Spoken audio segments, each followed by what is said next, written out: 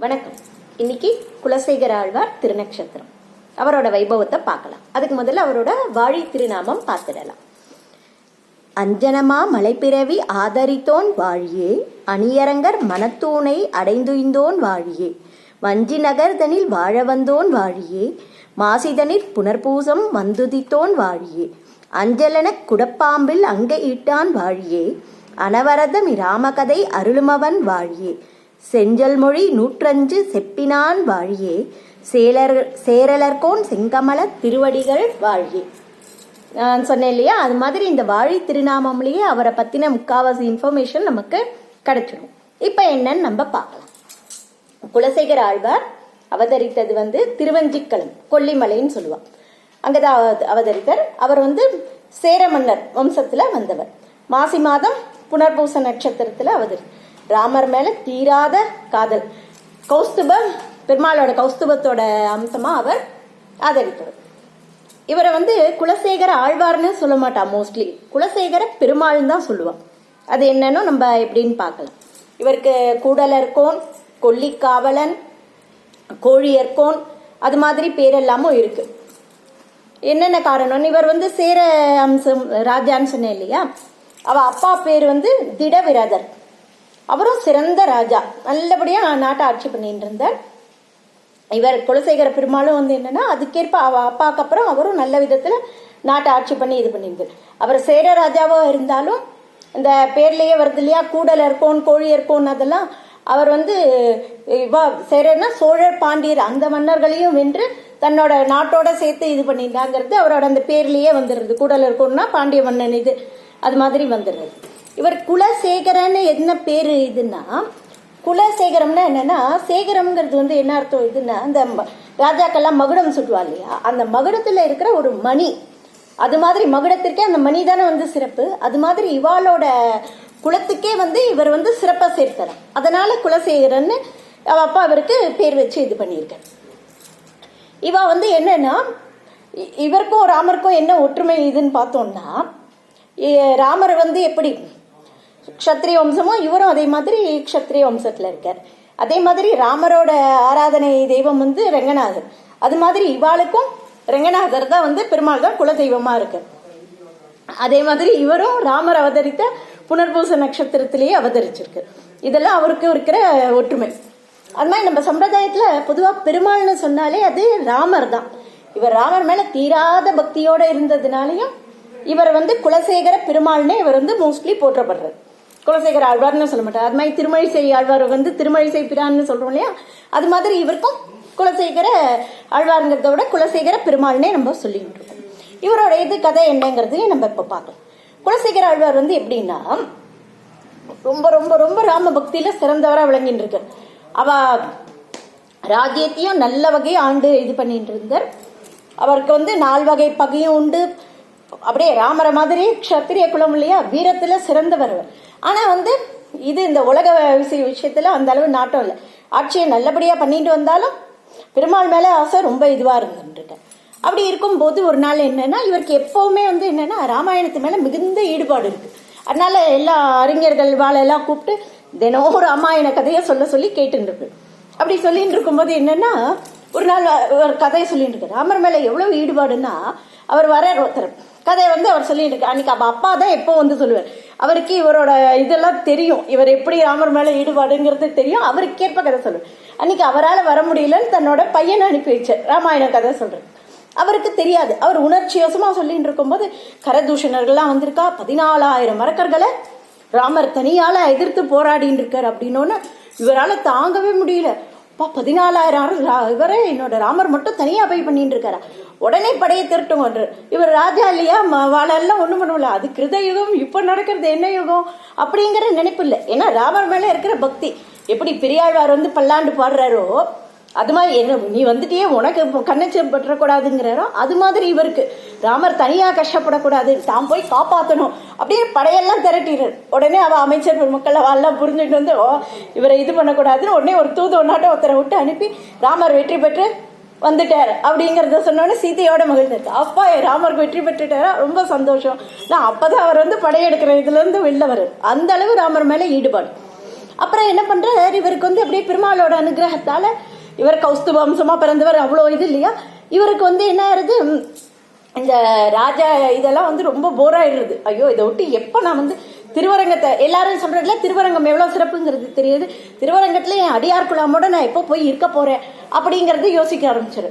உடனே அமைச்சர்லாம் பாக்குறா. ஏன்னா அப்ப பையனுக்கு வந்து அவருக்கு வந்து ஒரு பையன் ஒரு பொண்ணு, யாருக்கு, குலசேகர பெருமாளுக்கு. பையனுக்கு தன் அப்பாவோட பேரே திடவரதர்னே வச்சிருக்கார்.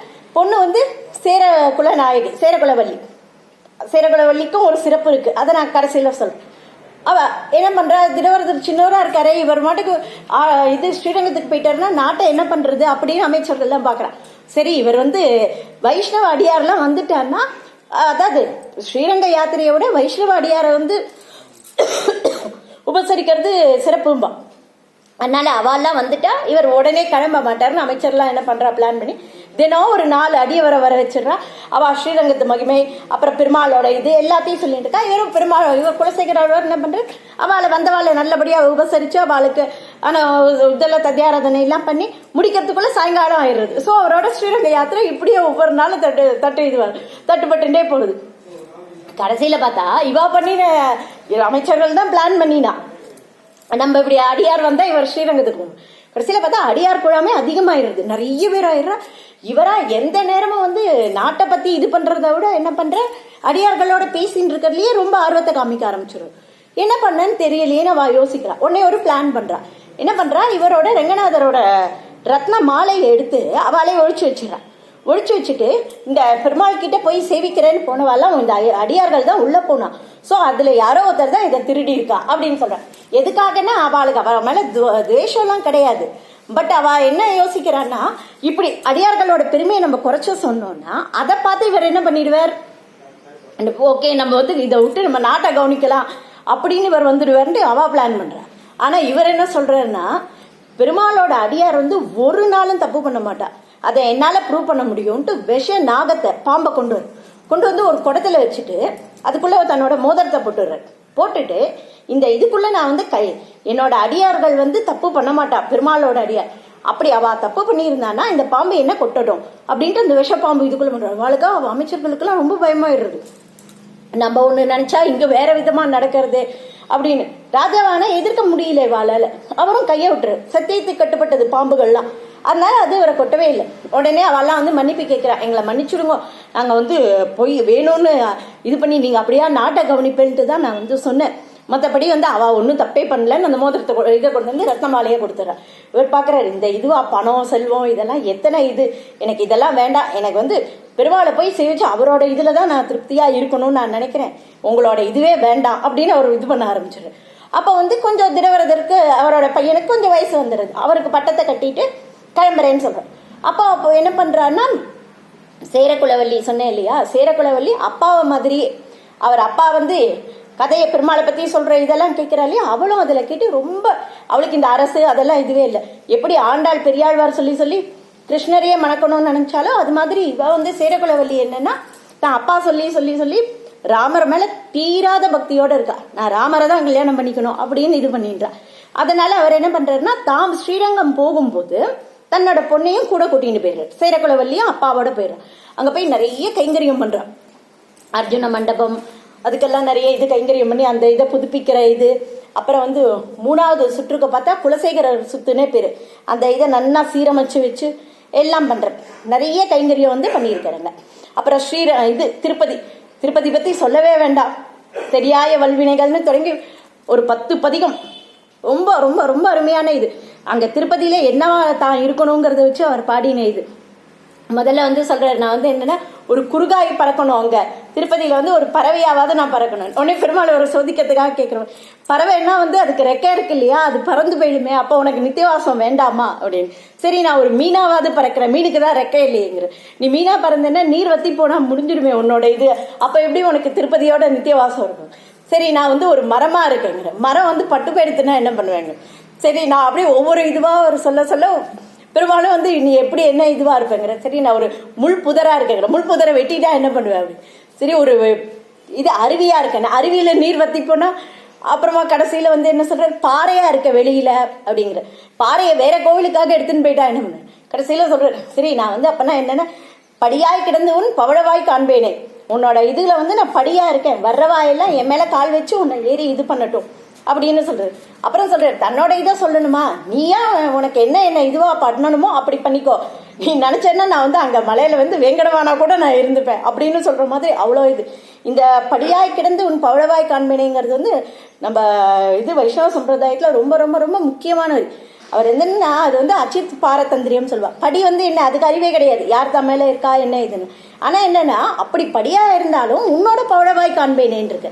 அப்பன்னா வந்து என்ன தான் அனுபவிக்கிற மாதிரி ஆயிடுமே. அப்படின்னா எப்படின்னா நான் படியா இருக்கேன், ஆனா என் படியில ஏறி எல்லாரும் வந்து ஏறி வந்து இது பண்ணும்போது உன்னோட சந்தோஷத்தை பார்த்து நான் சந்தோஷப்படுவேன். அது வந்து ரொம்ப உயர்ந்த நிலை. அந்த நிலை வர்றதுக்கு குலசேகர ஆழ்வாரை நம்ம வணங்கி இது பண்ணி பெருமாளோட அனுகிரகத்துல தான் நமக்கு அந்த நிலைமை வர்றதுக்கு இது வரும். ரொம்ப அருமையான இது. அது மாதிரி அவர் சொல்லியிருக்கார். அவரோட பாசுரம் ரொம்ப இது. அவர் ஏற்றினது வந்து பெருமாள் திருமொழினே சொல்லுவா. இப்போ சொன்னோம் இல்லையா நம்ம சம்பிரதாயத்துல பெருமாள்னா ராமர் தான். இவர் ஸ்ரீரங்க பெருமாள் பத்தியும் இது பண்ணியிருக்கார். அந்த கணக்குலயும் பார்த்தா பெருமாள் திருமொழி அந்த கணக்கு இது. இவரும் குலசேகர் ஆழ்வாரையும் குலசேகர் பெருமாள்னு சொல்றோம் இல்லையா, அப்படின்னு சொல்லலாம். அப்படி இல்லாம நம்ம இதுன்னு எடுத்துட்டோம்னா பெருமாளை பத்தி பாடினா திருமொழி அப்படின்னு வச்சிடலாம். அந்த 105 பாசுரமும் ரொம்ப இது ஸ்ரீரங்க பெருமாள் மேல இருக்கு, திருப்பதி பெருமாள் மேல. அதுல 10 பாசுரம் வந்து ராமர் மேல தாலாட்டு. பெரியாழ்வார் வந்து கண்ணனுக்கு தாலாட்டு பண்ண மாதிரி இவர் ராமருக்கு தாலாட்டு பண்ணி, அந்த தாலாட்டு வந்து மண்ணு புகழ் கோசலை இதன்னு வர்றது வந்து மோஸ்ட்லி எல்லா அம்மாக்களும் வந்து தன் குழந்தைகளுக்கு அந்த பாசுரத்தை பாடி தாலாட்டு பாடி தூங்க வச்சிருப்பான். அப்படி இல்லைன்னா இனிமேல் நம்ம ட்ரை பண்ணியாவது மீதி அந்த பாசுரத்தை கத்துண்டு பண்ணிடலாம். இவர் வந்து அங்க இவளையும் சேரக்குலவல்லியும் கூட்டிட்டு போனார் இல்லையா. சேரக்குலவல்லியும் அங்க போனதுக்கு அப்புறம் பெருமாள் அவ எப்படி ராமரோட ஆராதனை தெய்வமா ஸ்ரீரங்க பெருமாள்ங்கிறனால அங்க போனார் இல்லையா. அங்க அவர் ராமரா இது பண்ணி ஸ்ரீராம நவமி அன்னைக்கு சேரகுலவல்லியை தன்னோட ஏத்தண்டதா பெருமாள் இது பண்ணதா இருந்து ஒவ்வொரு வருஷமும் அந்த அர்ஜுன மண்டபத்துல ஸ்ரீராம நவமி அன்னைக்கு சேரகுலவல்லியோட சேர்த்தி பெருமாளுக்கு ரங்கநாதரோட இது சேர்த்தி நடைபெறது எப்பவுமே ஒவ்வொரு வருஷமும். 7 நாச்சியார்ல சேரகுலவல்லியும் ஒருத்தர். பெரியாழ்வார் மாதிரி இவரும் பெருமாளுக்கு மாமனார். அந்த ஏத்தமும் இவருக்கு இருக்கு. இவரோட கடைசி இது வந்து மன்னார் கோவில். அங்கதான் வந்து இவர் முக்தி அடைஞ்ச இடம். ஸ்ரீரங்கத்துல ரொம்ப நாள் கைங்கரியம் பண்ணி இது பண்ணார்.